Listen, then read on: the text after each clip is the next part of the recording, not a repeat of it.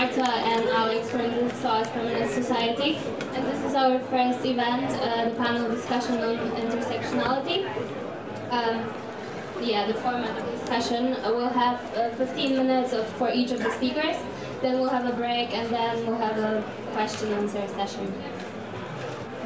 Now, the speakers really don't need an introduction. I'm sure you've all heard about them or you've met them. We have, first of all, over here, we've got Nina Power. She's a senior lecturer in philosophy at Roehampton University, and she's the author of One-Dimensional Woman, which is a very much recommendable book in case you haven't read it yet. We've got afterwards Achola, who's our Black Students Officer here at SOAS. And at the very end, we've got Susuana Antubam, who's the Women's Officer at the National Union of Students. So please just give them a warm welcome, and we look forward to hearing what they have to tell us about intersectionality.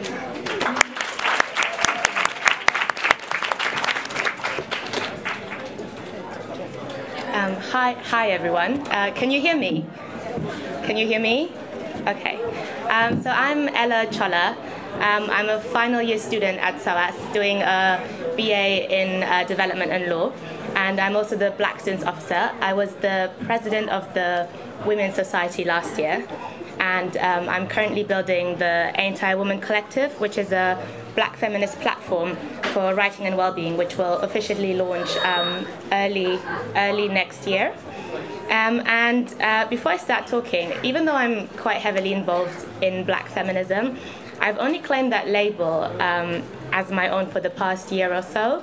So I'm by no means an expert, and I look forward to learning as much from you as from the other panelists, etc.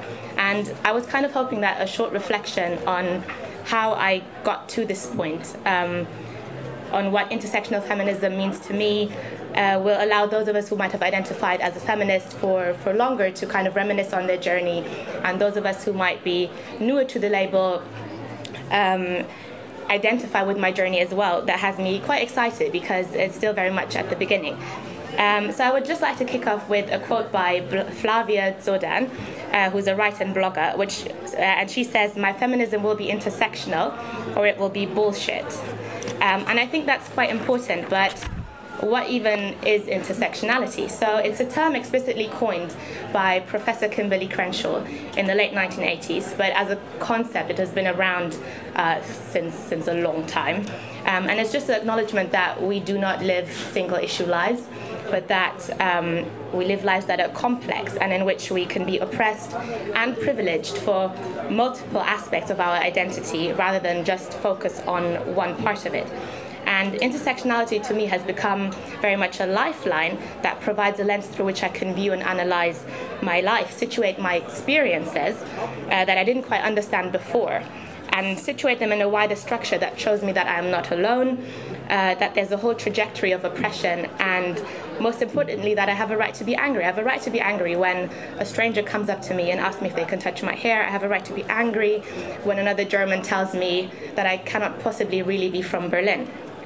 And my feminism has most definitely been a journey. So while I've always been doing what you would probably consider feminist things, I actually started out on the complete other end of the spectrum, falling into many traps that we accuse many mainstream feminists of falling into. So I was convinced that I would save all the poor African women from the claws of poverty and famine and civil war and disease, and I thought that my Kenyan background justified my intentions. And as you can probably imagine, SOAS knocked those ideas out of me very quickly. And I was left feeling quite angry with myself, and also quite angry with all the so-called mainstream feminists out there trying to save brown women who were all beyond my age, but had not seemed to learn any better. And so this realization, for which I will forever be thankful to SOAS for, was the beginning of a journey. But I quickly realized that, again, so-called white feminist literature only marginally applied to me. So I quickly moved on to the likes of Bell Hooks, Angela Davis, and I also had loads of conversations with another black friend of mine. And talking to her and reading black feminist literature and blogs, again, made me very angry for a very long time. And in fact, I was furious with the world. And my feminism became incredibly reactive. I rejected the label feminism. I remember, like, about a year ago, I went to Susuana and asked her why did she call herself a feminist? Why did she buy into this whole white mainstream construct? And I was just very kind of trying to sort out all these different feelings. But additionally, as a black German, I didn't feel like the black feminism of the States or in the UK always fit my experiences. So I say black German, even though I'm mixed race, because that's really the only positive kind of description that we have in German language for mixed race people. So until there's somewhat of a more positive definition that doesn't allude to some sort of animal, I'll just continue using black German. And then recently I was buying books online, and the platform suggested that I should buy a DVD called Audrey Hooke's The Berlin Years. And I thought to myself, this is really strange. Like, what could Audre Lorde have possibly done in Berlin? What on earth could a prominent black feminist have done there? Only to find out that there was an entire movement by Afro-German women inspired by Audre Lorde, who very boldly claimed their place in Germany while fighting the racism that is still so prevalent there. And I was in shock. I watched the documentary and I couldn't believe that my story, the story of a black or mixed race woman, and many of them had been documented, and I was able to see it on screen, a story that I could fully claim as my own. And it is this part of my journey that I'm still on, exploring a movement of Afro-German women who left a legacy that is so rich and means so much and allows me to live my life as a black German woman unapologetically. So I journeyed from a feminism that had me very much complicit in the oppression of black women, all the way to a feminism that I hope is intersectional, that allows me to look at the aspects of my identity and live the kind of feminism that is reflective of my experiences. So where am I going with this? So intersectionally has allowed for me to craft my own identity. I can be both black and woman and German, and all these characteristics can define me equally. In fact, I have the power to create a combination of the traits that is unique to me and in no way a contradiction in terms. It has also given me a framework to understand that I am both privileged and oppressed at the same time, and I don't have to choose a liberation movement that is right to me, but I can join several ones, prioritizing the liberation. It doesn't force me to prioritize the liberation of one part of myself over another. However, I have come to realize that intersectionality in practice is a lot more difficult than it is in theory. So what I've recently been trying to do also with the Anti-Woman Collective is to look at what it means to be truly intersectional. So we can put on panels about what does it mean to be trans or black and working class and a single mother, or violence against LGBTQ women, or LGBTQ people. But what happens, for example, when we put on these events in spaces that are inaccessible in both language and venue? Entering an academic space can be scary, and to what extent are we then reinforcing exclusive structures? Also, nobody is intersectional by default. Just because you identify with a marginalized group does not make you an expert at intersectionality.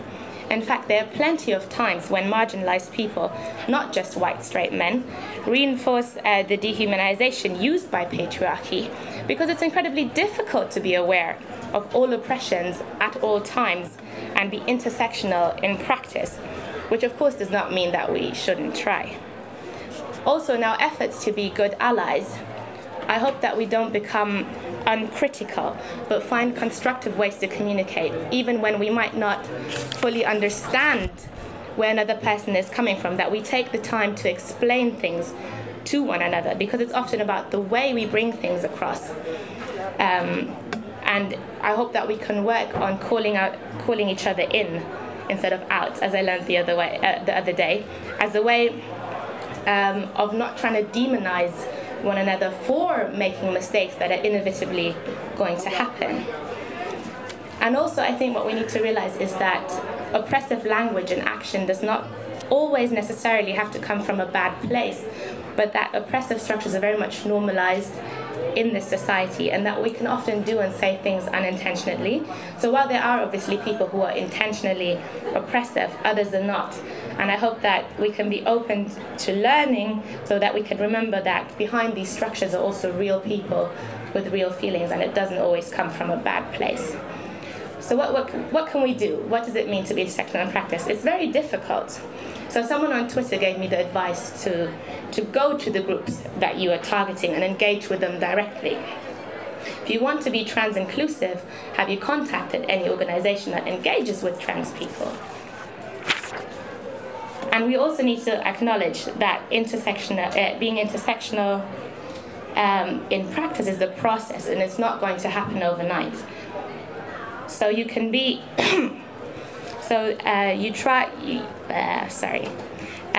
is why, if you have the energy, I think I always try and take the time, if I see that what the oppressive thing a person has said is not coming from a bad place, to take that time and have a conversation. And when I see that it is going somewhere, to try and accept that we are all normalized to structures of oppression, and that I also do many mistakes, and I hope that when I do a mistake that other people call me in as well.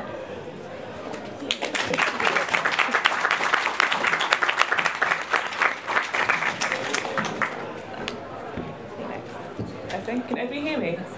Yeah, good. So I will start by reflecting on how I got here first, because that makes sense. So I went to Royal University of London, which is in Surrey, and a very white, middle class sort of institution. And I got involved in activism, and specifically feminist activism, because I was really angry.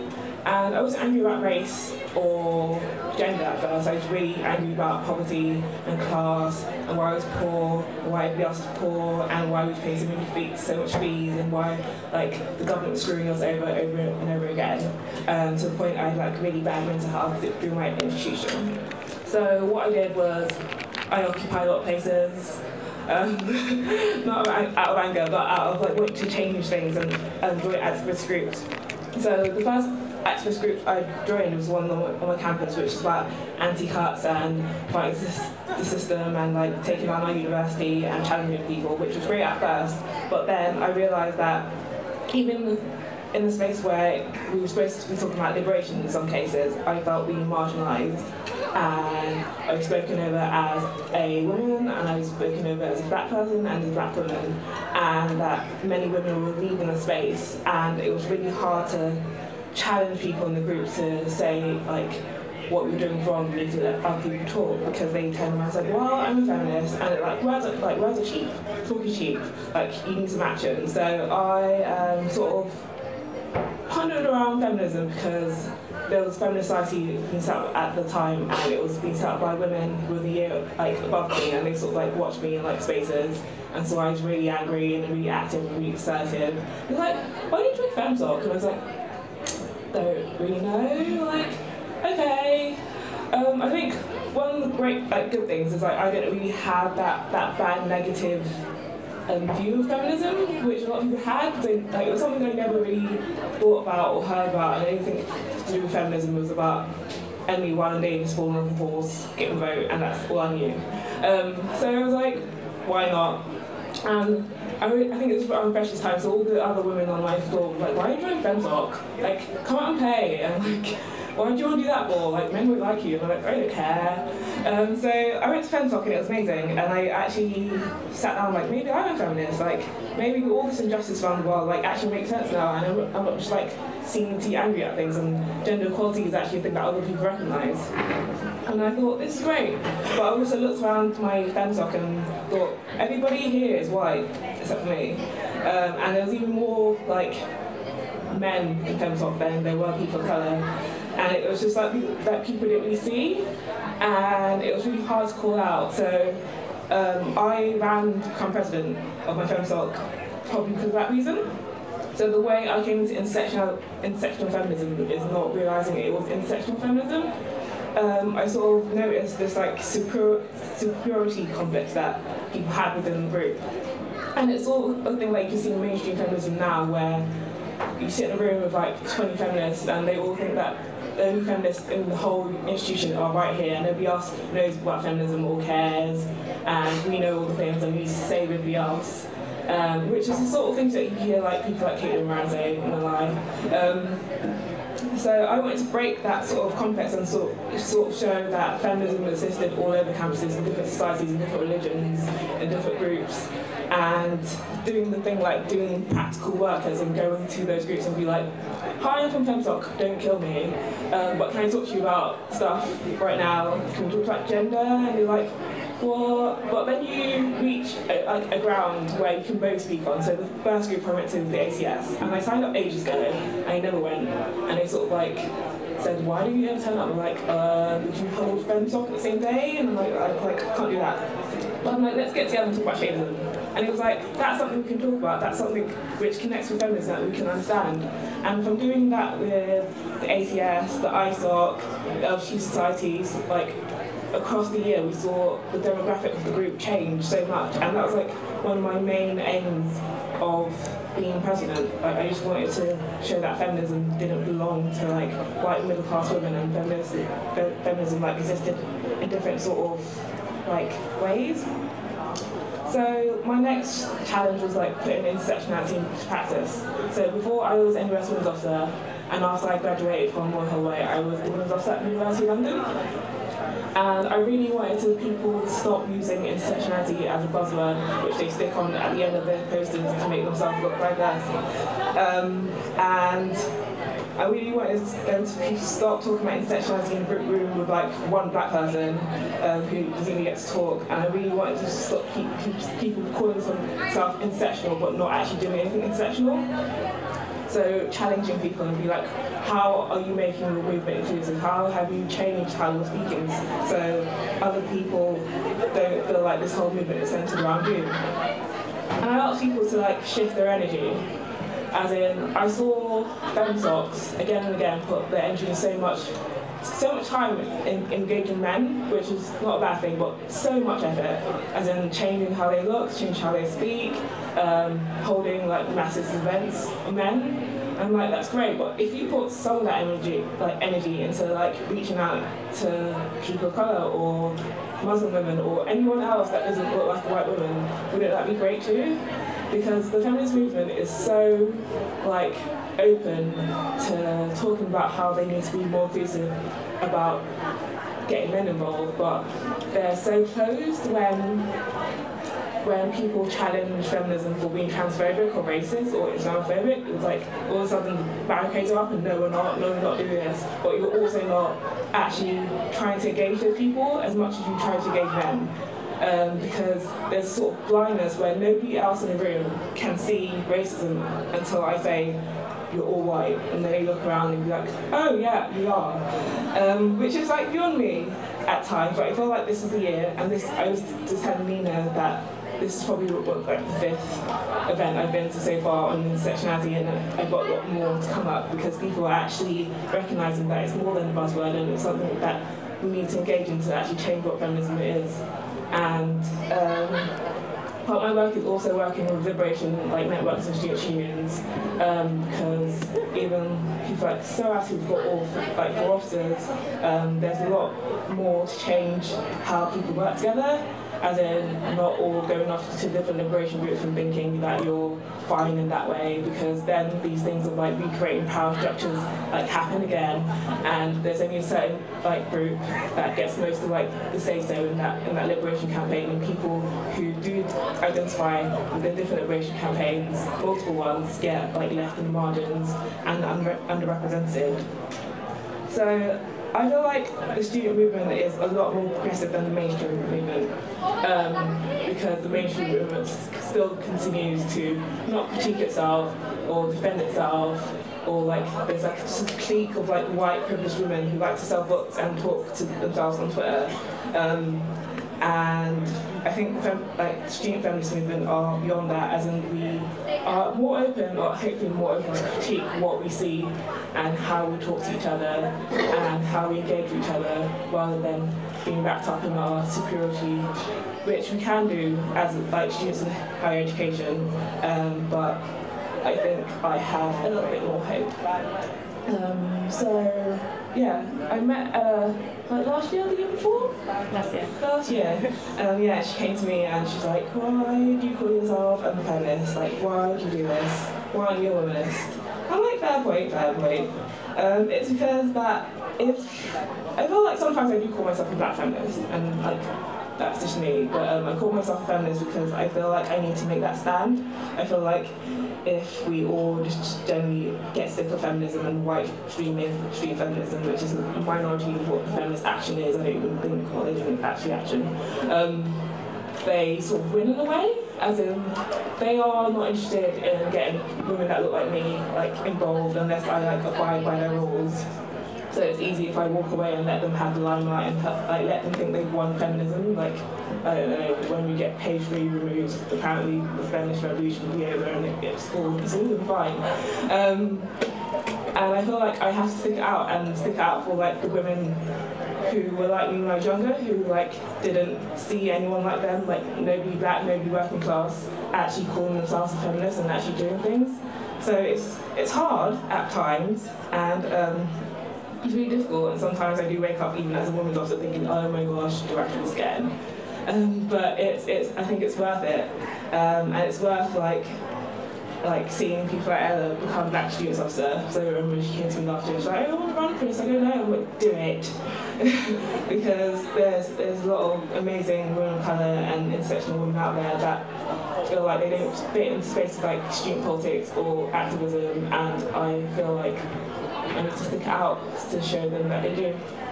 Thank you.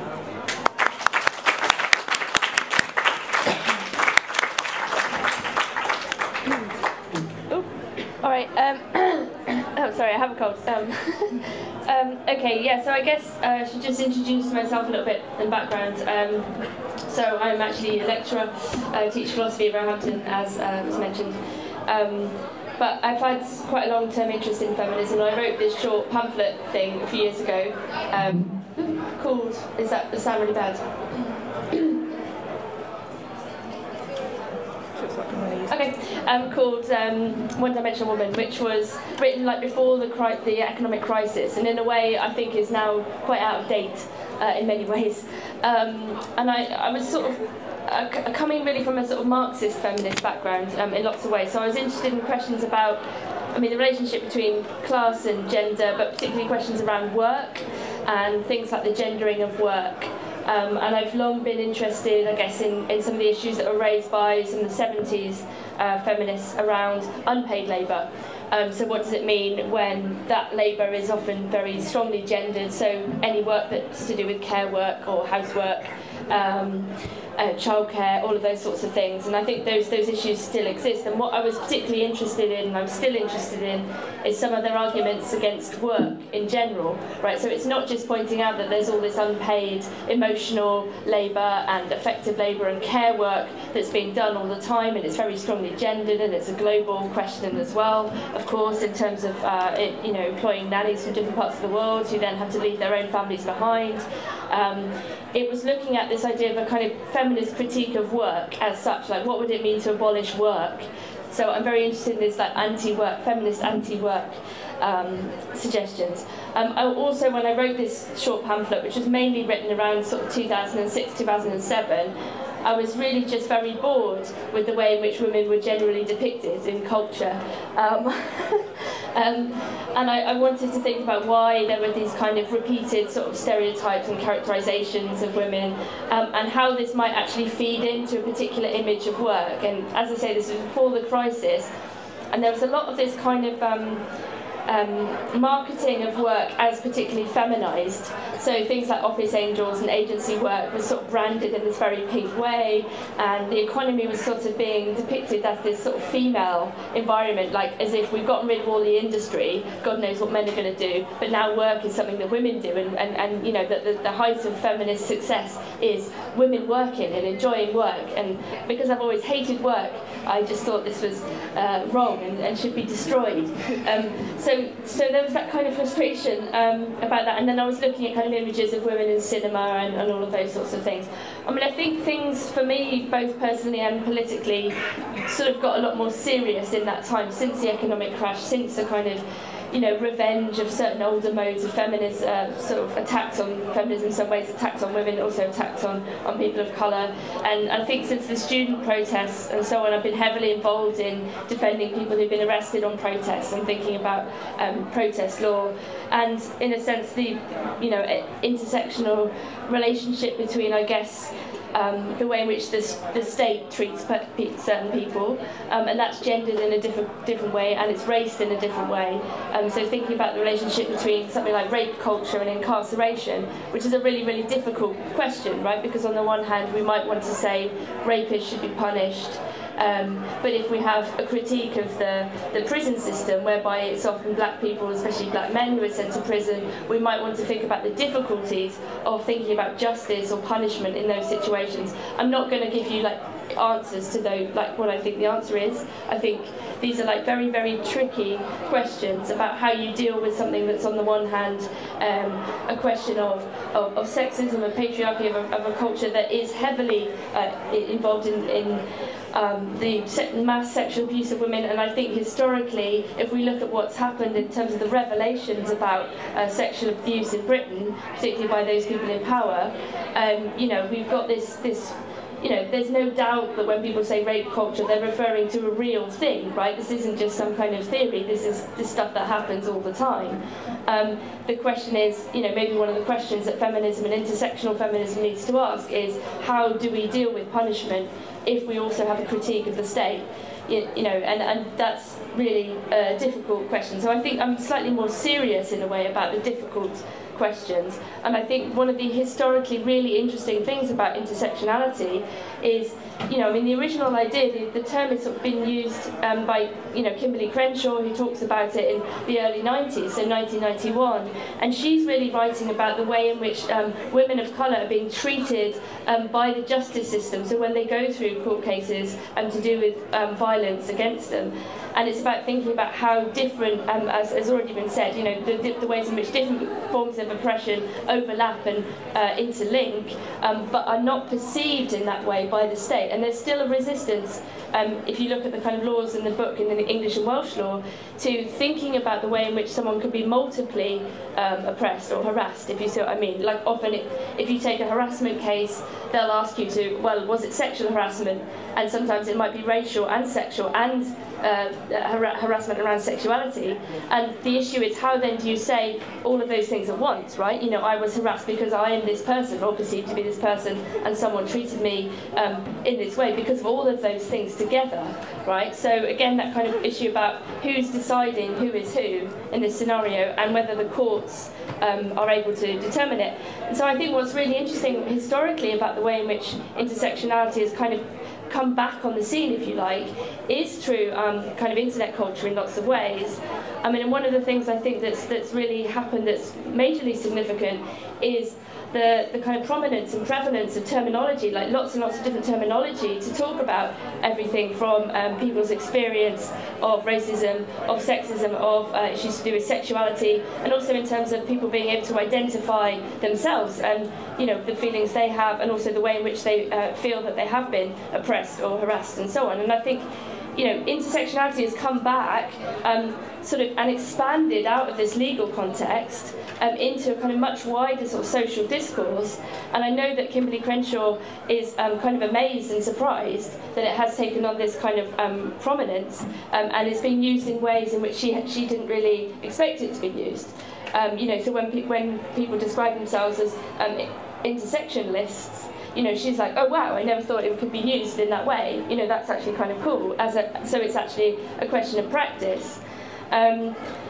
And I think, you know, there is talking about, you know, the question of race. I mean, again, this hugely historical issue about, you know, the exclusion of black women from feminist discussions, you know, which has, you know, created massive issues in the 70s, 80s and 90s. And I think it can kind of comes back as a sort of circular problem and question all the time. But I think, you know, to put it positively, I think the fact that there are these kind of discussions going on constantly, that people are pointing things out or calling people out and calling them in, you know, that there's more language around that people know. I mean, you know, before the internet, you know, I wouldn't have known what transphobia was in a way. I mean, I might have understood it if someone explained it, but because if you lack the term to describe something, it's often that you you lack, I don't know, a whole set of frameworks for understanding how things work, if you see what I mean. And I think it's that kind of, now if people are comfortable about talking about intersectionality, transphobia, which is also a major historical issue within the feminist movement, and there are still trans-exclusionary rad femmes, as they're called, who really object to trans women, and so on. But again, I think a sort of younger feminism mainly, but not just generational, but there are lots of feminists now who are completely against that kind of transphobia and call it out constantly, wherever they see it. And I mean, I think that kind of the transparency of those discussions is what's really interesting for me, and very positive. I think in before the kind of economic crash, when I was writing about feminism, I was also sceptical of some of the uses of the term feminism. I'm still very sceptical of sort of white mainstream liberal feminism that has this attitude towards work, that somehow work will solve all, that work is the pinnacle of feminism. This had a revival recently with the whole lean-in, Sheryl Sandberg idea that somehow if you like portray your perkiness, and you act like this really super keen person, then you'll be like even better. You'll get the job, and and it's just this gross image of like over-conforming to work. I was also very critical of the way in which feminism was used by right-wing people when it came to war. Sorry. So, we had people talking about, well, we need to bomb Afghanistan to liberate women. It's like this whole idea that Spivak says, white men liberating brown women from brown men. We need to rescue Muslim women because Islam is such an oppressive religion, and in order to do this, we're going to bomb your countries, right? So there was a weird kind of feminism that was being invoked, or at least a sort of image of women's liberation that was being invoked by people like Laura Bush and George Bush's wife and so on, in order to justify bombing campaigns. So that, I think whenever someone uses the term feminism, it's probably worth asking them to clarify in what sense they mean, because it's obviously open to those kind of like right-wing or actually warmongering uses. And I think there was some like real worry about that. Do we need to keep the term feminism? I think Susuana already mentioned the idea of womanism, as a black feminist, black women's alternative to feminism. So there are other terms used critically against what was perceived to be this sort of white mainstream feminism and so on.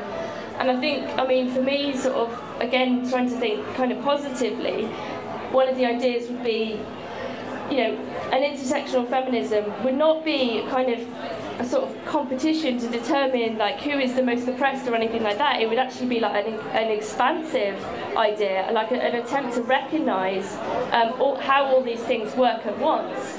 And I think, often that might mean people actually taking a back seat and listening to other people, and actually being able to empathise with other people's situation. If it's very different from their own, I think, often there's this idea of like scarcity, like we've only got a certain amount of time to get a certain few ideas out, and we've got to cover only this little bit. But I think that's just kind of not how it should be working. It should be a kind of generosity of spirit, if you like. Sometimes people will say, well, I'm not a feminist, I believe in equality for all. And it's like, well, so does feminism, right? The point would be, it's not kind of special pleading, it's a perspective on the world, and it's 51% of the world's population, looking at patterns of, things like oppression and so on, different treatment and so on. And so I think it's that sort of generous image of feminism, if you like, that I'm interested in, one that doesn't exclude people, one that looks at these different perspectives and that listens to people, and maybe even takes time to criticise oneself. I haven't always thought enough about race as I do now.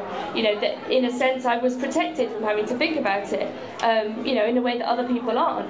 And I think having that sort of attempt at honesty and self-criticism, and maybe being prepared to be wrong, and to be prepared to be criticised, I think also for me must characterise any sort of feminism worth its name.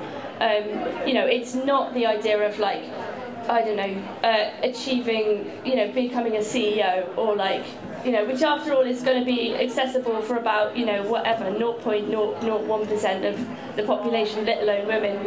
It's that model. It's like, in what world do you want to succeed? What world is it that you want to create? Is it a world in which people are valued for caring? Well, yeah, it's not a world in which people are valued for being hedge fund managers and screwing people over. That doesn't seem like something we want to aim for. So again, I think it's always this image, what is the image of the world you want to construct and that you want to be a part of? And I mean, one of the most famous sort of 70s political feminist slogans is that the personal is political, right? But people always forget that the other side of that statement is also that the political is personal. And so I think it's that combination of thinking about, how is it that institutional structures of racism, sexism, homophobia and so on intersect in people's personal lives, and how do these, reflect back on the society as a whole. But also, how do we conduct ourselves in political spaces? And this is really important if you're involved in political groups. If we say that the political is personal, that also means that we need to not be fucking assholes to each other. That we need to listen to other people in groups. That we need to understand where people are coming from. And all of those sorts of things. And that's an everyday behaviour, and that actually might be harder than making these grand political kind of critiques, if you see what I mean. It will call into question more of your own, existence and more of your own sort of self-image, perhaps. So yeah, I think I'll just leave it there. That was really fast. Sorry.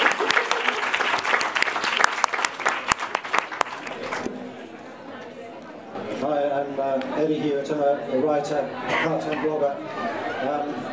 I'm really interested in getting to grips with the concept of intersectionality in terms of whether it's positive or negative, because it seems to be both. That it's actually recognising something, or lots of things that are negative that happen, but actually being intersectionalist, you're taking a positive step to identify and try and do something about it. Could you perhaps comment on that? Is it more of a positive or a negative kind of concept? Do you want to tell us that? Go ahead. I guess it depends your approach to it. So there are feminists that think that intersectionality is negative, and the reasons are because they think it's divisive, they think we're not talking about gender enough, they think that we're not talking about women enough, and we're moving the issues and discussion elsewhere and not focusing. But I think that's because their perspective and understanding of intersectionality is a bit flawed. So, I think it was Audre Lorde that said, I shouldn't think it was her, that said intersectionality, well, she didn't say intersectionality, but her types of feminism is about defining and empowering rather than what we would first perceive as being divisive and dividing people up. So I think it depends. I don't want to say it depends what side you're on, but it does depend what side you're on, because it can be used. It can be used to be really critical of what things are and be really inclusive and change your behaviours for better. But if you're not using it in that way, you do it to shut people out. So I say positive. Yeah, I'd agree as well. I'd say if you said that intersectionality was negative, that would kind of go again to the thing of having to choose one part of you that you want to liberate, and then you can't really be free until you liberate all of you. So I can be part of a feminism that completely neglects class, race, sexuality, everything, but then those parts of me or other people that might be oppressed as well are just going to be thrown under the bus, and that's not going to help many people. So I'd also say it's a positive thing. Yeah, I mean, I guess just thinking a bit about its original historical use, by Crenshaw. I mean, I think in the first place it's an analytic concept. I mean, it's trying to, explain something that was missing, from the standpoint of kind of legal system, treating people through one protected characteristic, as they're called in English and Welsh law, only understanding their experience through one thing, whether it's race, gender, sexuality, or disability, or whatever, and pointing pointing out that this is an inadequate way of describing people's experience of violence in this particular case. So I think in the first place it's sort of neither. It's an analytic tool, if you like, that then does reveal something. You know, it reveals a bigger truth and therefore becomes useful, and it's obviously become useful politically and socially in other expanded ways. I mean, I think if it has a negative aspect, it's a recognition of structures and attitudes that are negative, if you see what I mean. It's pointing towards kind of institutions and individuals and relations that are negative to the person concerned, primarily, overwhelmingly, you know, because people's experience of oppression is obviously going to be negative. And if people are understanding the way in which they are oppressed in these different ways, in overlapping ways, I think that in that case, though, it's a first step to recognising those structures in order such that they be abolished, right? So, I mean, ultimately the aim here would be, of course, to like abolish racism, sexism, homophobia, ableism, and so on, right? So, I think it's like it's a really useful analytic tool that is a first stage in a kind of bigger revolutionary project, if you like. And in that sense, then it is expansive and ultimately positive, I guess. I mean, I think sometimes when people criticise intersectionalism, they want to reduce it and say, oh, you're just, you know, this is just identity politics. You're just focusing on, you know, individual differences. How are we ever going to get to, you know, some form of mythical unity? You know, if all we're talking about is people's different experiences, you know, and that's a kind of really boring critique, but you get it quite a lot. But that's just think of intersectionality as merely an identifying tool, not a kind of like revolutionary first stage, if you like. Yeah. Thank you, that's helpful.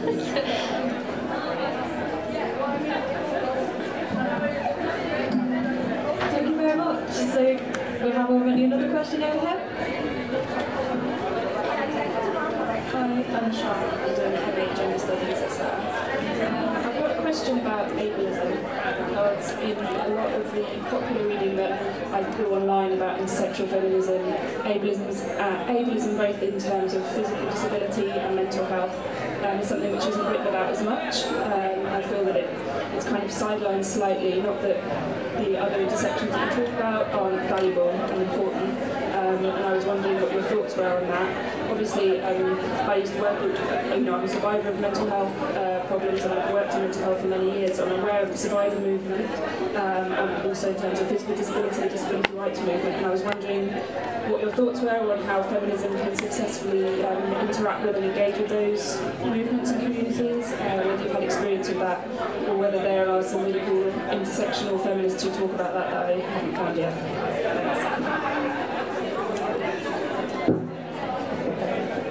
Thanks. Do you want me to go? Okay. So one of the things is looking at the issue of how accessible our movement is, and how we take it for granted that some people who create, like who are mainstream, are quite able and privileged people, even disabled like feminists who have like the ability to have money, so access to things that will give them a platform, and critiquing that, but also that I think things like coming out as like having a mental health issue or being disabled and it not visibly showing is still like it's still a stigma around that. So you might be talking to somebody who is a disabled feminist or a group of like people who half of them are disabled in some way, but we're not at a point where we talk openly about mental health or like learning difficulties for us to express that in a way that we can talk about with other intersections. I think that we've got a long way to come, as in like I do know some amazing disabled like feminist activists who talk mostly on Twitter because they don't think that the rest of the world is accessible to them. And we're doing a lot at NUS because this year our disabled students officer is like an amazing feminist woman, and she wants to get women that don't look disabled or haven't come out disabled, nobody knows they're disabled, to talk about all the disabilities they have if they want to, and hopefully encourage other people to do that. Because when we talk about, it's like when we talk about black women and black activists, apparently the only thing that they did for like any movement is stuff on race. They didn't do anything on gender or class, and there's disabled women that are doing like things on like all sorts of things beyond disabled politics that we just don't recognise because we still fit people into those boxes. So I feel like, yeah, I do agree, like we don't talk about it enough, and even when we talk about it, we'll talk about like safe space and accessibility, which some people do still take the mick out of because they don't realise these are like actual issues that affect people's lives. So I think we still have a lot to like learn and come to. Yeah, I also kind of think that like being disabled is so reduced to maybe like, oh, you're looking for physical disability, so you're like, oh, they're in a wheelchair, so I'm going to provide wheelchair access, and I've got, you know, my disability, you know, checks, problem solved. But as Susuana was saying, that often it is invisible, and I think it's kind of what you were saying earlier of if there's a room of maybe just white women, and then it's for the black women needs to come in and be like, hey, are you actually aware of the fact that you're all white women? And I think that's quite similar to maybe that we still need that, as sad as it is, that one person to be like, hey, we haven't even touched on mental health, we haven't even touched on how whatever you're doing might be triggering, and that disability is so much more than just physical. And so it needs to be spoken into existence, and I think it's something that if you are able-bodied and you consider yourself as being mentally healthy, it's something that we have to consider as well in the events we plan, in the accessibility, and also make that explicit. So even if it is as simple as putting it is wheelchair accessible, put that, because people won't know unless you tell them. So it's something, as Nina was saying earlier, that it's one of those everyday things that we need to do, and also kind of check ourselves if we are making provisions for people or kinds of oppressions that we might not identify with. I think obviously any sort of intersectional feminism would have to think very seriously about ableism and mental health issues. I mean, I think, again, just to go back to my positive internet, you know, everyone's using terms in a more expansive way. You know, I think mental health and like issues and discussions around mental health, and people being very honest about mental health, you know, has expanded, right? You know, I follow loads of people on Twitter who talk very openly about their mental health and their struggles with mental health, and also talk about mental health politically, right? So, you know, and also thinking about groups like DPAC who are campaigning against cuts, against disability cuts, and how that's linked into an anti-cuts movement, which is also about everything else, you know. But thinking about feminism in particular, I mean, I think some things that come to mind, I mean, it's interesting, like in the 1950s, you had people like Betty Friedan, you know, describing what she called the problem with no name, where she's kind of mass diagnosing a kind of almost like a sort of gender depression, if you like. So after the war, you know, and women are kind of being shoved back into the home with this kind of very domesticated sort of propaganda, you know, because the war effort's over, right, go back home, pretend you were always this kind of thing, you know, and she sort of mass diagnoses this kind of depression, which is very gendered and politicised, you know, and I think, you know, there are kind of incidents, you know, times where you could point to feminism being better or more explicitly addressing kind of questions of like mental health and disability. I think what's happened maybe in the past sort of 15, 20 years is maybe something like queer theory is maybe doing more explicit work around things like disability, like linking queer theory and crip theory. You know, I mean, we don't have to go into like details of these things, but groups like Mad Pride, for example, you know, explicitly using kind of like LGBTQ kind of imagery, you know, like they're doing Pride and having like Mad Pride. So, you know, this group set up in the 90s in the UK, maybe a bit before the 90s actually. You know, so I think there are kind of these interesting allegiances, right? You know, that have already happened and already exist. You know, groups exist, and there is that recognition. But I mean, again, I would just say, yeah, like there's no way any useful feminism could ignore those questions. You know, and I mean, of course, it would also feed back into like the long history of the demonisation of women in terms of like, you know, if you know. When women accuse a man of rape, you know, they're often just, you know, described as hysterical, you know, crazy, she's making it up, whatever, you know, like there's another whole counter history as well of like the use of mental health terms as negative, you know. I mean, it wasn't that long ago that people thought that, you know, being pregnant was a disability, or, you know, that women who had their period couldn't, like, speak or something, you know what I mean? Like, you know, ludicrous ideas of, like, you know, what sort of being a woman is, you know, like to be a woman is essentially to be ill or to be, you know, unwell, and you know, that's no way to detract from, you know, issues of disability, which, you know, are very different in different cases, but do you know what I mean? Like there's so much you could potentially kind of say about that. I think, sorry, just to extend on what you were saying about language and mental health stigma perpetuated by using certain language. And so from my experience, having worked in mental health and user-led services, to then go into some spaces which were supposedly feminist spaces and then hear people still using words like mental, crazy, nutter, she needs to take her meds, and all these kind of slurs which are actually attached to mental health without having an awareness of. Yeah, and I think that's where the kind of question of like calling people out or calling them in, however you want to say it, I mean, it's very useful, because I think if people are actually thoughtful, they will hear that critique and they will know never to use those words in that way again. I mean, there are issues about, who is using the word as well, because obviously sometimes reclaiming the word, like, the reclaiming of queer is obviously, turning an insult into a kind of like weapon against your oppressor. So, I mean, it's a very contextual question as well. Like, if somebody with mental health issues want to describe themselves in a particular way, that's one thing. But if other people are using it as a slur, that's another. So, I mean, it's always a contextual question. But yeah, if someone says to you, you're using these terms in an inappropriate and upsetting way, you should just be like, oh shit, I'm really sorry. I will try not to do that again. Basically, that's my thought. Thank you very much. Do you have any more questions?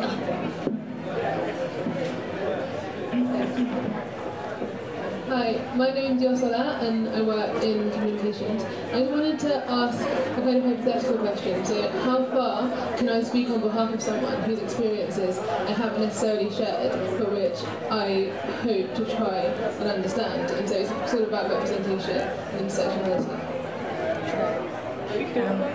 So I think that kind of comes back to this whole thing of what being an ally means, and I know that that's like a kind of word that not many people want to use, but I'm just going to use it in this context, because I think what happens is, because obviously you should never speak over a person who identifies with that oppression, and I would say to always give them like enough room and the opportunity to speak for themselves. But for example, if you're in a room, if you're, for example, a man and you're in a circle of men, and there being, for example, rape jokes thrown around, and then I think it's also your responsibility to call that out, because to then step back and be like, oh, but that's not my issue, so I don't have any authority to speak on it, is not going to change anything in that moment. So I think you need to kind of assess the situation and make sure that you're not speaking over, and also just chat to people who might, be black, or if they have a disability or whatever you're trying to understand more about. I think it's also very much about learning and being open to that, and then using that knowledge, and also just maybe asking them how they feel that you can be engaged.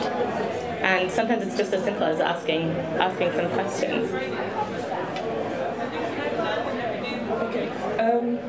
So I guess as National Women's Officer, people expect me to talk on like all issues through women and to know everything and be like a unified person, all these voices, which doesn't work as the person who's helping when normally I'm like in a room of like university heads and like, what do student women think? Let's look at Susuana. I'm like, I'm not all women. So you do have to like find yourself in spaces where you may have to speak about somebody else's experiences that you aren't aware of. But I think it's all about assessing the situation. So why are you speaking like on that person's behalf? As in like, can they like not physically like be there to speak for themselves? I think that's like a thing that allies sometimes get wrong, where like I might be with a guy friend and something sexy happens and he just assumes that he has to speak for me at that point where like I could probably speak for myself, and he hasn't even checked with me like do you want to just like take this person on, and thinking like you like being wrapped up in the savior complex. And I think that's to do with not assessing the situation properly, and also talking to those marginalised communities and making sure that if they want you to speak on behalf of them, that you are actually telling like a reasonable, like rational, like representation of their views. I think if you just go ahead and say something that people from that community just disagree with, that's when it's gonna like fall back in your face and it's gonna be really awful. So assessing the situation to make sure that the people that you have to speak for in that situation for some reason like really can't be there to speak for themselves, because if you can give away your platform, you should give away your platform, but if you do have to speak for them, making sure that that sort of voice is as genuine as possible. Yeah, I mean, I think it's actually a really good and difficult question, and I think, I mean, I like the answers so far. I mean, I get frustrated with some of my male friends sometimes, you know, like men who I respect and who would never sort of themselves say anything negative about women, or would never treat women in a particular bad way, or, you know, and are generally, you know, good people, right? And it goes back to what you say, and you know, it's not just that I want them to call other men out when they say and do things, it's that I actively want them to take steps to, you know, it's not just like when someone says something wrong, I want them to actively say, look, we are not the kind of men who do this thing, and no man should be the kind of man who does and says these sorts of things. Do you know what I mean? To actually take a positive step and say, look, I'm identified as a man in this context in which, you know, rape culture and violence against women and sexism is absolutely rife. Like, why don't men, you know, given that women always have to kind of identify themselves as women, right, or they're always positioned as, you know, speaking on behalf of all women somehow, you know, and bear that sort of weight, but men are very rarely ever positioned as speaking on behalf of all men. So I'm really interested in like strategies where it would be like men saying, oh, speaking on behalf of all men, you know, I don't think men should ever do these sorts of things, and I'm prepared to say I'm never going to do these kinds of things. Do you know what I mean? I think it's like, who has the sort of responsibility? You know, men always are allowed in a sense structurally to speak from nowhere, but also just for themselves. You know, so they can both be the universal and be the individual, whereas women somehow always like, or have to speak on behalf of all women ever, anytime they do anything, but also are, you know, have to differentiate themselves from other women. You know, I'm not that kind of woman, you know, that kind of thing. You know, so it's like really unfair burden of like discursive responsibility. So I think it's before we say like, can I speak on behalf of someone, it's like, I don't know, how am I being positioned such that I will be implied to be speaking on behalf of everyone or no one? Do you know what I mean? It's like, we need to interrogate those structures as well as the individual situations where exactly, I agree completely, we should like be, look, I'm not black or I'm not woman, but what you just said is completely offensive. Do you know what I mean? And I think you can tell when you're in those situations, you feel, you know, when someone says something really wrong, you know they have, right? Sometimes they know they have, right? Or they quickly do know. And in that sense, it's not sort of speaking on behalf of someone, it's speaking on behalf of, like, I don't know, justice or something, you know? Like, something else. I don't know. That was a weird way to end, anyway.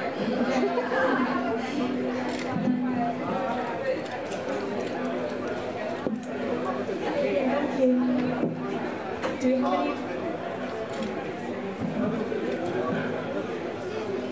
So, do you have more questions around here? Here we go.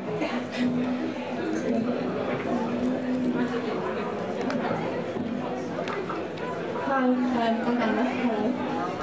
This question doesn't necessarily refer to intersectionality, depending on whether you see this as an oppression in itself. But I was just wondering what your opinions were on sex work and the role that that plays within the feminist movement and within the intersectionality movement.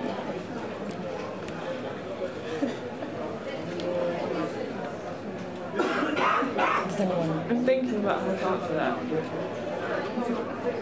Okay, feminist movement.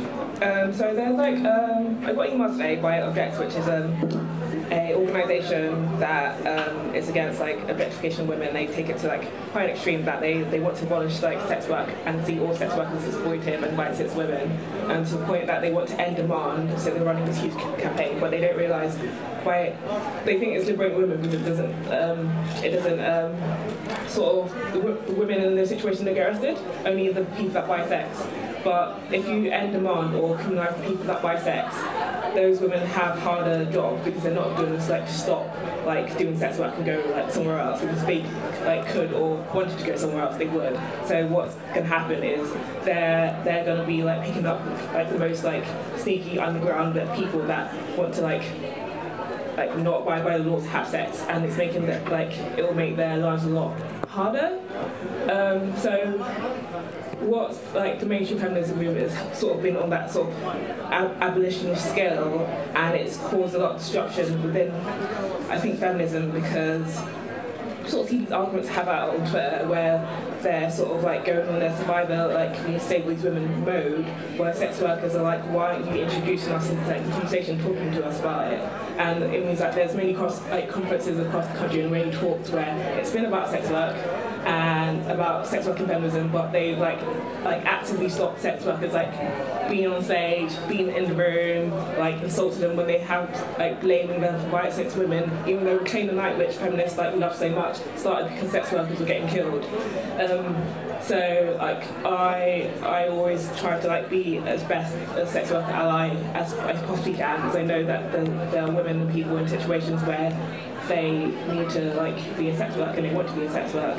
And it's somebody was saying on the internet how sex workers are some sex workers are one of the most intellectual people to talk to about feminism and poverty and economics and legal framework, because they've seen the structures work against them, while people see those structures as things that they need to save them from. And they're so marginalised in the way that people just have whole conferences about sex work and not about sex work, a present sex worker. So in intersectionality, I think they fit in the way of discussion about class and poverty, and also discussions about sexuality and realising that we can't marginalise one specific group of women if we don't morally agree with them, because that's not intersectionality at all. We're just picking and choosing which groups we can work with and which groups apparently are harmful for women. So yeah, that's my wrap.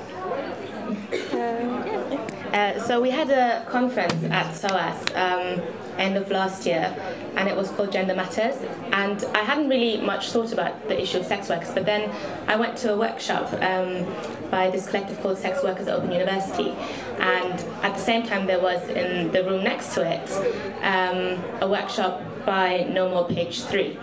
And what stuck out to me from that Sex Workers at Open University workshop is that the leader was very much see all these people having conversations about us, but they've never once contacted us. So obviously there are structures that kind of maybe force mostly women into sex work, and we need to talk about that. But I also think that there's an issue of agency, and that this patronising approach of all women in sex work need to be liberated is also quite patronising. And I think that these conversations very much need to start to happen, not just in places where you just don't give sex workers a platform and you just kind of close them off, but that these conversations need to happen with sex workers, and that we also value their input, because that's what I think. Yeah, I agree with the previous two comments. My semi-serious answer to this, whenever anyone asks about sex work, is well, sex work is a kind of work, I'm anti-work, there should be immediate sex work strike, and everyone should stop. Do you know what I mean? But, in a sense, there is a sort of serious element to that, which is, I don't necessarily want to live in a world in which people have to sell their labour power in order to survive, but that goes for everyone, right?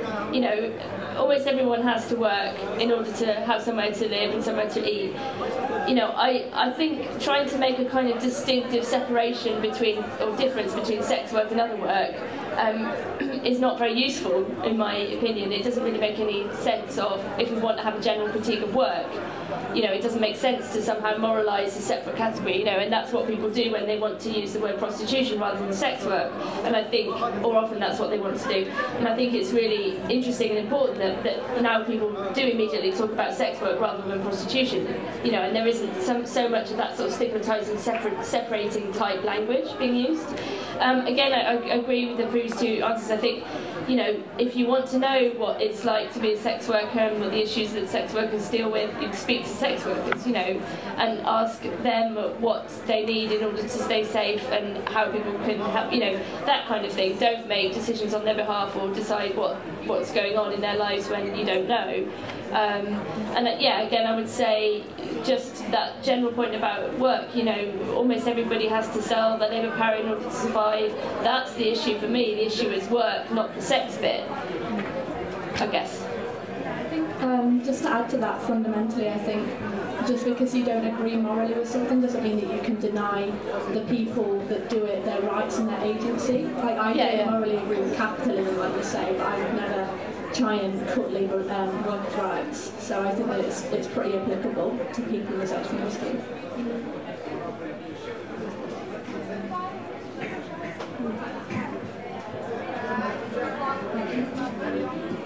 Thanks very much.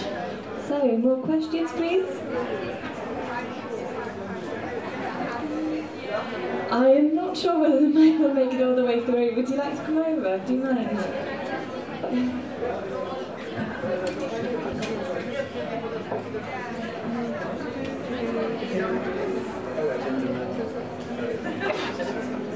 Hi, I was just wondering, I think in the last few months in particular, but also in the last year or so, there's been a lot of mainstream celebrities, female celebrities, coming out and identifying as feminists and talking about feminism. Lena Dunham, Beyonce in particular. I wanted to know what you thought about Emma Watson and her He the She campaign, because it's somewhat controversial, and I think there are good aspects to it and also sort of negative elements to it, and I was just wondering what you thought about her campaign in particular, and also just what feminism in the mainstream is now.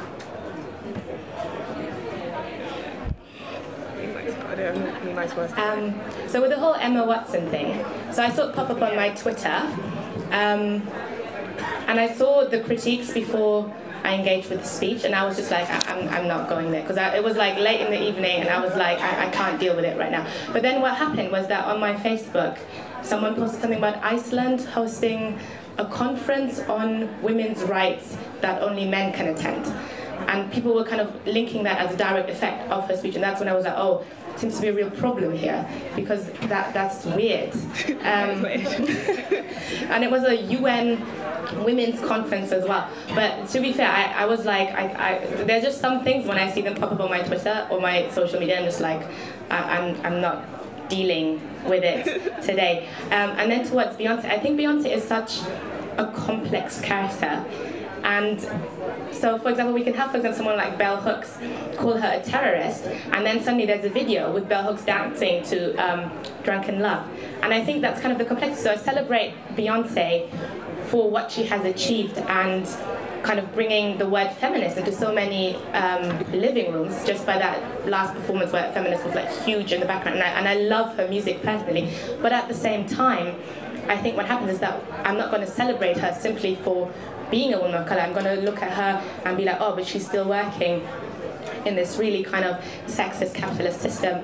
And there are many issues that I take with her, but I like to say that there's like no perfect feminist. So I'm going to look at it in context and have issues with it, but therefore not completely demonize her. And that's like really complex, and I wouldn't fully choose a side, but because she has done a lot, but in a problematic context, so it's kind of weighing it up and acknowledging the full picture rather than being so polarized about it. I get asked this question a lot, and I try to make it like less angry every time.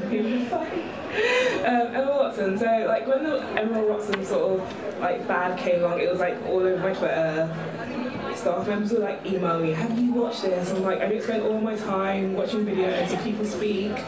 And like you, I saw a lot of criticisms before, and I saw the hashtag before anything, and I was like, what is this hashtag? What are people talking about? Like, are you like, I don't know, type trainer or something? And so I found out what it was about, and I was like, what is this? What is this? It's sort of like, covered what I said in my open speech about feminist sort of feminist groups putting so much effort into like engaging men in discussions before they put effort into any other women who feel marginalised in discussions.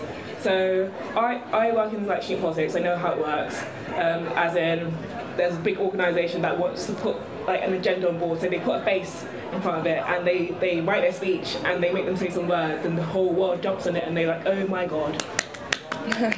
And it was inspiring for some people, but to me it was like one of those most basic speeches ever. And I was like, I'm not putting people down who found that inspiring, and some people found that it was like their first like wave into feminism, thinking that this is great. But the first wave into feminism said I could be a feminist because it means I don't hate men, and like that's not what feminism like should be answering to every single time. Like the question, does feminism like eliminate men or like hate men, like it was answered a very, very long time ago, and just because like Emma Watson got on the stage a few months ago and said it doesn't make it any truer or any false than it is, but I do think it does. And the way like people got on it was really, really scary to the point I was like, people are so predictable.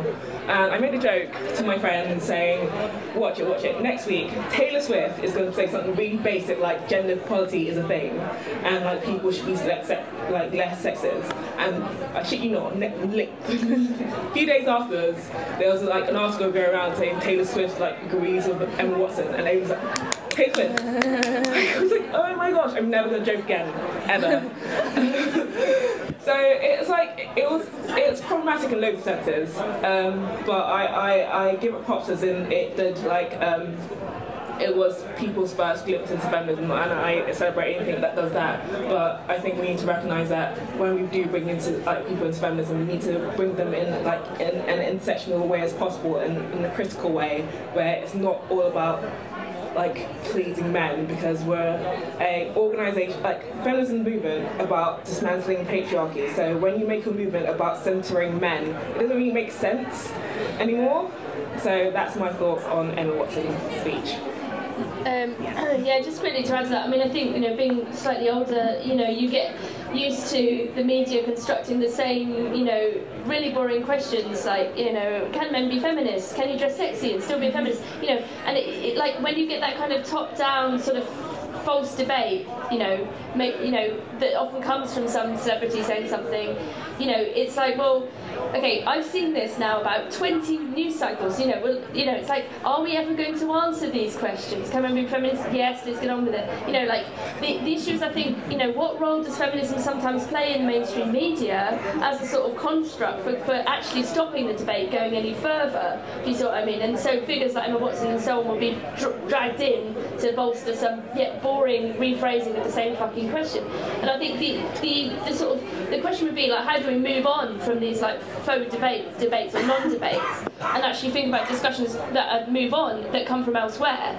So what does it mean to seriously take seriously in practice men being feminists? What does it mean to not care about what women wear, like as if feminism is all about that. It's not about that, but it's always portrayed in that way, like somehow this is the main issue. It's like, absolutely not, And I think so that kind of counter-media narrative, or, thinking about all those discussions that are happening in Twitter and Tumblr and so on, and like how those then like feed back, because people are having those serious discussions where they actually get beyond stage one, which is asking the same stupid question over and over and over again. So I think that's, counter-media would be the answer to the question. I just wanted to say that I agree with what you said about how I appreciate how it was a very sort of basic introduction to feminism, and I appreciate how lots of young girls are going to be like, oh, Hermione's talking about feminism, and I like feminism now because my favourite actress is talking about it in a way that I understand. But my biggest problem with it was the phrasing of a lot of it. In particular, she said something along the lines of, just because I might have a child one day doesn't mean I'm not a strong person, which I think is sort of trans-exclusionary in that sense.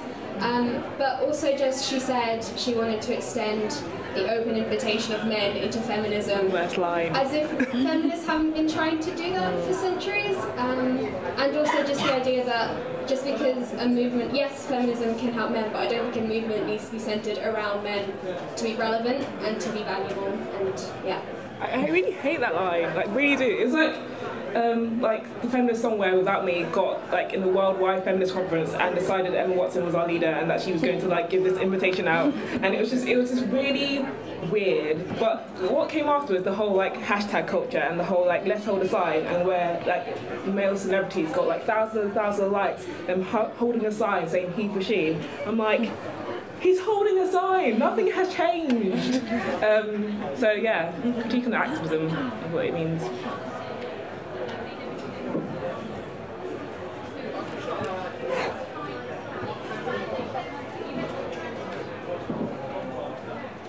Thanks very much.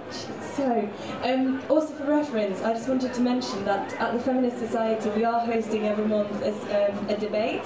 This particular topic that you were just discussing was the topic of this month's event. I can see some of the faces around here that came around. But please do stay in touch with us, either on the Facebook page, SOAS FemSoc, or via the emails we do send out. And do join these debates. Last week's was particularly interesting, so we're welcoming everybody. And I think the next person was us. Hi, thanks everyone. So kind of drawing on what you were saying about he for she, one of the things I found really disturbing about it was that it came from a very like patriarchal point of view, and there was a lot of feminist tone policing. So I had a question about like anger and the various ways in which it's racialized and gendered, and the way it relates to intersectionality, and how we can understand anger in discussions about like safer spaces and stuff. And I was wondering if you had any things.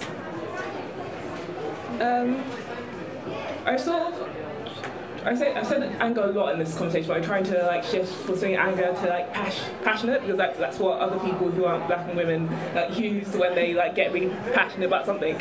And I always say you have the right to be angry about something, because if you say the political is personal, you have the right to be angry about your oppression. Like when it's difficult for you to actually just go out on the street without being harassed, either sexually, like, or because of your sexuality, or because of your race or your ability or whatever.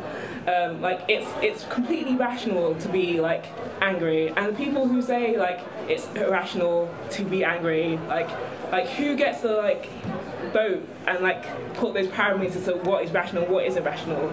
So I get like women, like we talk about in activist spaces when they get really passionate about something and they really want to talk about something that like really impacted them, and they like hold back and like, wait, I'm getting angry, I need to like not get angry about this or I won't come across as serious. I'm like, no, like your anger is why you're coming across as it's as serious, because you're expressing what happened to you and that's what needs to happen for you to move on. And I think it's also to do with critiquing how we debate in places, because even at university when you go to like general meeting or council, whatever you call it, the way we debate things is like we always have to come up on stage and do a really calm speech with like adequate sentences and not look angry and look completely like unemotional. And when you're talking about things like safer spaces and like rights for children and like rape and like lad culture, things that impact you, how can you be expected because of everybody else's rules to like be calm about it? I guess if you shout too much, it's inaccessible, but like so don't take it to like those limits. But I think you have like every right to be angry or passionate if you want. Also, just to add to that, I think when you become angry, it's often an entry point for people to derail the conversation.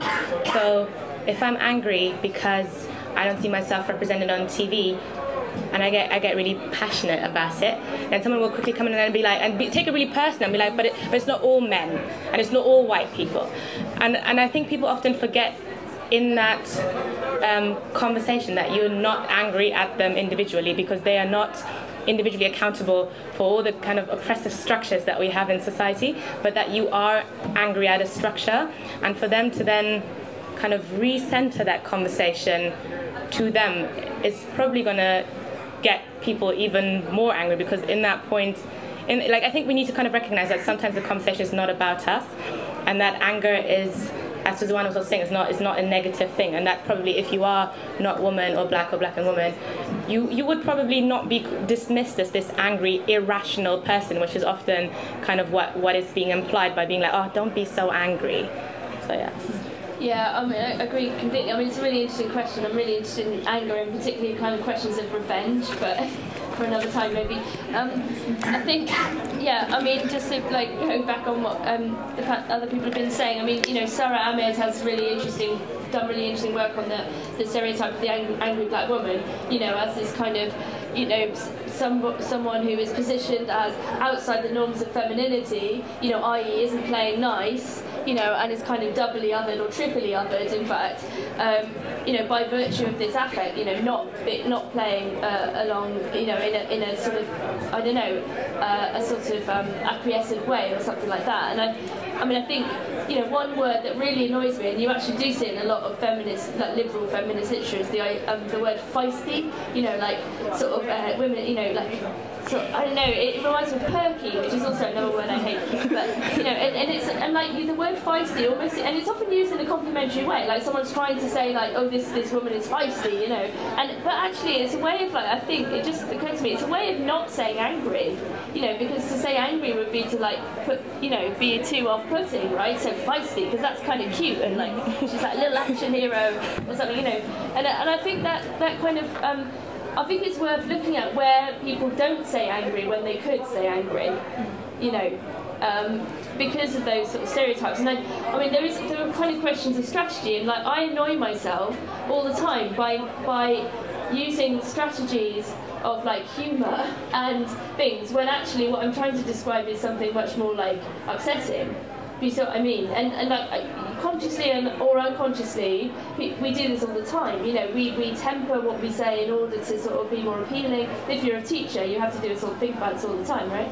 But you know, and I think, I don't know, it's like a really live question, like that question of how angry are you allowed to be, given who you are and given the context. But in general, I think people should be much more angry, right? Because it's collective anger that will do something, ultimately.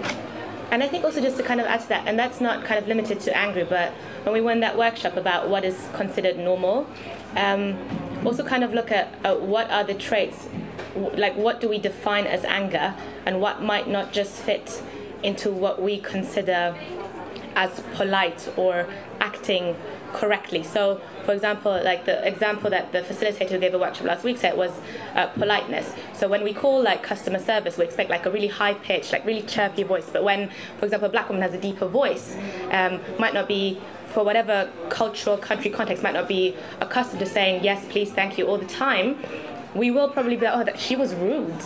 But was she really, or did she just not kind of aspire to what you considered polite, i.e. white behavior? And just kind of also figure out what is anger, what is politeness, and kind of deconstruct those words and feelings as well.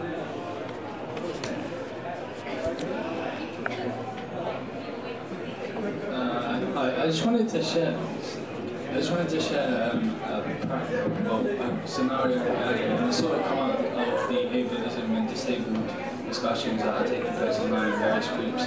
Intersectionality is great for sort of explaining how different oppressed groups intersect and how that is always and should be open-ended because of the way oppression is fluid. But there's one scenario that just constantly sticks in my head, which is one contradiction between, for example, two oppressed groups, and I'm going to give you the scenario, and I want to ask what your opinion is. So firstly, the way in which black people can face oppression from the state or arms of the state, not just here but across the world, takes on a specific form and a specific veracity against black people, and it's different for black women and it's different for black men in various degrees. I wanted to thus in turn, the response to that oppression is also, it has a unique characteristic, and history says a lot of the time it can be very physical and it can involve violence or it can involve practical action. I wanted to raise this contradiction because it actually comes up in direct antagonism to the issue of people who are disabled, because it's an access issue. So, for example, if a black organisation was to organise something that involved practical action but was specifically pointing on the fact that it was a response which is quite what you might term aggressive or resistant focused, like it was quite sharp in that sense.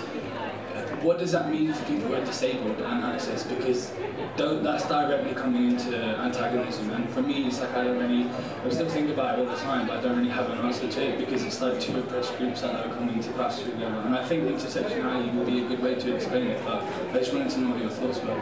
I guess you would have to first look at the idea that there are black disabled people out there, and how can we get them involved in their oppression without marginalising them, and that's probably to do with how we do activism in general. It's not just the issue of black activism, it's the issue of we think there's solely one way to solve an issue, and sometimes you do want to do direct action and rock up to a place of shouting at people and getting as many people as possible to get in the headlines, cause do some change, but we never think about what are the different actions that people can do at that time, online, in their home, who want to be part of this movement, because a lot of time activist spaces like treat those people like they don't matter, and treat like activists as like bodies or pawns and games. As in, these people can play, these people can't.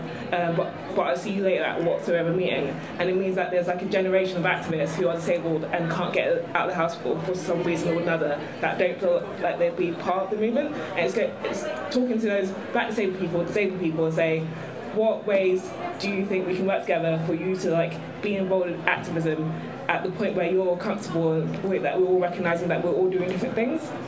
Because like I get that like you can see by like Ferguson action like in the media, that a lot of direct action around race can get like quite tense, and it can like turn into like what the media call riots. But like I'm not hearing the voices of like black people who face oppression when they go out but are disabled but can't get involved in those sort of like aspects. So reaching out to those groups, because they're all online, normally they're always online, they have the privilege of the internet, and saying, actually talking to them and taking time to talk to them, and not doing what other activists do, as in say they don't matter to the cause. Yeah, I mean, I think there's the question of like multiple tactics and different fronts, fighting on different fronts and so on. I mean, so, you know, obviously groups like DPAC are very frontline, you know, disability anti-cuts groups, you know, who are very visible in some ways. I'm thinking about also the way in which the police treated like Jody McIntyre in the student protest by tipping him out of his wheelchair and so on. And I think, you know, one thing I would say about police tactics in general, protests, obviously they're designed to kind of make people scared, both mentally and physically, and they're designed to put people off going on protests again, especially if they're with children, and you often get people who are very concerned about going on protests if they've got children, because obviously they don't want to put them in harm's way. You get people who feel that they can't, for physical mental health reasons, be on protests because they are scary or likely to become scary and intimidating. And I think we have to understand that from a police point of view and a state point of view, that that's a deliberate policy on their part, right? And I guess the response would then be, well, how do we refuse that or resist that without actually putting people in danger, right? So, you know, then it's the kind of question of tactics and so on. I mean, that said, there is a very difficult question. I think it's sort of some of what you're pointing to. You know, everyone probably will encounter at some point people who are into a very macho culture of like wanting a fight, you know, who are maybe thoughtless in a way about putting other people in danger, who want to confront the state. You know, at the same time, we should always recognise that it's the state that does far more damage, right? It's the state that hurts people, kettles people, charges horses. You know, people don't have like the weapons, if you like, to like fight against the police, right? But I think there is something dangerous and a bit pernicious about a kind of macho, fighty idea of like, this is what direct action is, you know, which is going to like exclude people. So I'm not denying that it exists, and I have encountered that. I mean, I think it would require them to think intersectionally about their tactics, right? If you see what I mean. I don't think the burden of responsibility is on intersectionality as a theory to be, you know, to say, oh look, we want to take direct action against, you know, state racism, but, you know, how does this account for disability? Do you know what I mean? I think the burden of proof is on whenever you're talking about strategy, and ultimately it's always the burden of, you know, the burden of critique is against the state, you know, and what they do to force those divisions, if you like, in practice, because they're the ones enforcing, you know, racial division, you know, and violence in the streets. You know, they create it, you know, and when they target black men in particular, you know, they are constructing their own figure of racial hatred, you know, and it becomes self-perpetuating, I guess. The police perpetuate it. Yeah, I just kind of wanted to echo what was being said. So the thing that it starts with a conversation. So speaking to people, because it's not just people with disabilities who might feel alienated from such a tactic, but all kinds of people for all kinds of reasons. So yeah, also thinking about how to diversify your approach. So as Susanna was saying, it's not just one approach that is the correct way, but you can diversify it so that many people, many different groups have access to that. And but yeah, again, a conversation with the people who do feel alienated or scared or whatever it is probably kind of the best way to go about it.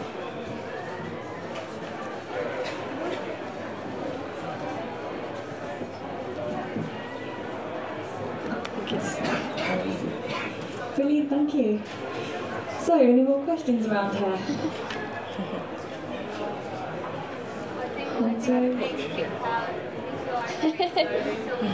Yeah, we could have time for one more very quick one if anybody's really interested, but theoretically we're being kicked out at 7:30.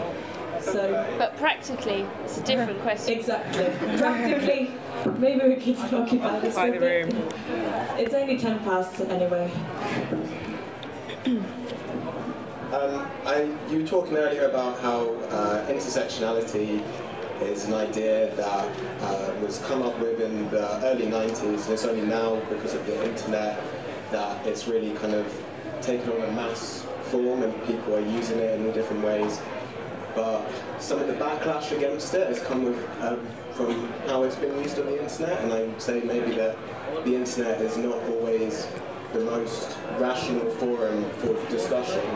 And so you have this interesting kind of contradiction in kind of feminist uses of the internet, and I don't really have a question, but I just think, yeah, if you could talk about it.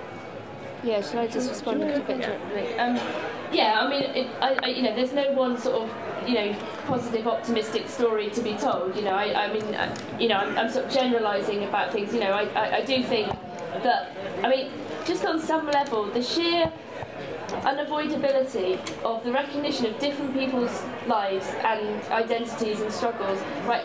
If there is a backlash, it is partly because people don't want to be forced to think about these things, right? They don't want to think about things like racism, transphobia, homophobia, everyday sexism, and so on, right? So there is that. There's a kind of almost like psychoanalytic or psychological block. You know, people don't want to have to confront those things, and in a way, this kind of tidal wave of these terms being used is going to generate that sort of resistance. And I think that's significant, right? But the flip side of that is not to say, therefore, that all of these discussions, you know, are uniformly positive and blah, blah, blah, they're not without issue, right? There are, what I think is interesting is that the points of conflict are maybe, like I was saying before about the counter narratives, are maybe much more developed than you would get in a sort of top-down media model, right? Because you actually have people genuinely discussing, right, what it means to, you know, be a sex worker, to live, you know, every day doing this kind of work, what the dangers are and so on, with someone who may previously have been completely anti-sex worker who knew nothing about it, you know? So I think there's much more openness and discussion. Even if those points of tension are still there, right? They're still very significant and are going to cause problems and so on. So I think maybe it's something to do with the transparency, you know, just seeing all of those debates, seeing all those terms, getting used to those terms. You know, I mean, I was 18 the first time I used the internet, and, you know, that seems quite weird if you think about it, but but it's true. And, you know, actually, like, I would, unless I met someone who had, you know, who was really up on this stuff, you know, like, in a world before the internet, you just had access, a very filtered access to things, and it would depend on who you knew, really. You know, if someone said, oh, read this book, I think it's really great, or something, you know, you get like very skewed images of things, whereas, you know, one of the positive things I think about the internet, you know, and just one of the downsides as well, is just this like deluge of possibility for understanding, you know, all these different terms and so on. So yeah, it's not uniformly positive, but I would say it's a lot more positive in terms of what people can understand about different people's lives than it was before. Yeah, even also I just want to say, like, I think what happens with, for example, Twitter is that it takes away the individual. So all you see is at whoever, and what often then happens is that things you might not say in person, you say online, and that might be a good thing, but it can also quickly be a thing that becomes quite a hostile conversation. But I guess then the thing is, you kind of need to distinguish whether that person you are engaging with is someone who's just trolling you for the sake of free time and just for the sake of trolling, or whether there's kind of genuine hope for that person to learn something. So there's always the block button. And I think that just because you have trolls and all these people online who might be, yeah, kind of misusing the forum, if you want to say it that way, doesn't kind of delegitimize all the positive activism and education that can come from that space, because it gives people that kind of anonymity, in a sense, to voice concerns that they wouldn't be able to do in person. So I think everything that's been said is probably what I would have said already, and I do agree, like, whilst the internet has sort of put intersectionality out there. The internet has this general problem, which is the intersectionality of like people saying things that they wouldn't say in person, and therefore, especially I think as political people think like my profile is up for grabs, as in like they can tap me with any question at any time of day and I must answer, and they will troll me until I answer. I'm like, fuck off. And they don't really expect like somebody in the political grounds to say that, but I think it's important for us to like come across like that on the internet, because people think that you're less human and you don't have feelings, and the person isn't political, and your job is something that you leave at when it's 5 o'clock, you stop being a feminist and you go home and like watch Netflix. And they don't realise that like critiquing intersectional feminism is critiquing my life too. And I feel like we're developing a sort of consciousness around like safe spaces on the internet and other things about how we treat each other on the internet. I think that's still something that I'm really interested into like seeing in the future, but I don't think we're anywhere near that yet. But internet's awesome. I like internet. I like Twitter. Follow me. But yeah.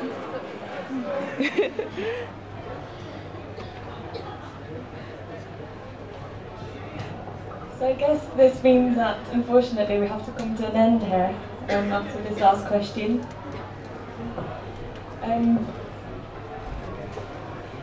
So definitely thank you very much to everybody for making it here. It's been a pleasure to see so many people around. Yeah, and obviously a massive thank you to the speakers. Thank you so much. And keep in touch, please. We like the SOAS FemSoc Facebook page to stay up to date with all our new events, etc. As you know, we're going to be having one event like this, open panel discussion, plus a debate.